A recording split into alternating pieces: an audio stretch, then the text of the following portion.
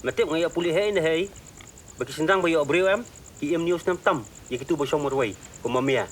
Wat mudur li min em temian mea. Nam kum ta ti mayai hapun sai so nap kin chong mea. Mea kertang complete. Tambah jing em jong ma. Incomplete. Ki khubor ka Batesi TV ka umdi bas nyambat penjaslian. Rupa Premium Meghalaya.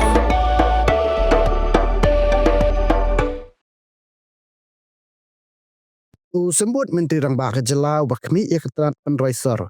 Ubah siap halang dhar hak putri urempang arja penriu. Ulai tu pa mentau Snem.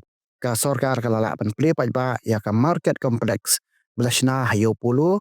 Badi ke kompleks jang ka MTC keberadaan polis Bazar Shillong. Hak jing kena mengilap saya kubur bad har ulai tu. Ba ki jing chna ikini ki arli kompleks kila jandab artat bad nalor kata kidang don syu seki weipat ki projek ki ba Sorkar kan nang pendap syu mentau Snem. See, after the financial year, it's in few projects we are here to inaugurate for the urban projects. Like the roads full swing everywhere. Like which ones, major ones that we can expect? Major one, like Polo is already ready and has been inaugurated already. And MTC Bazar, maybe I think by May or June we should be able to inaugurate it. And in other new projects under progress like water from all this and that, and the news like you know very well all this is under progress.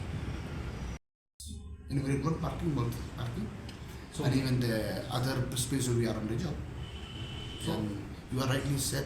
I think maybe by after March will be numbers of parkings will be inaugurated. Now the work is in full progress.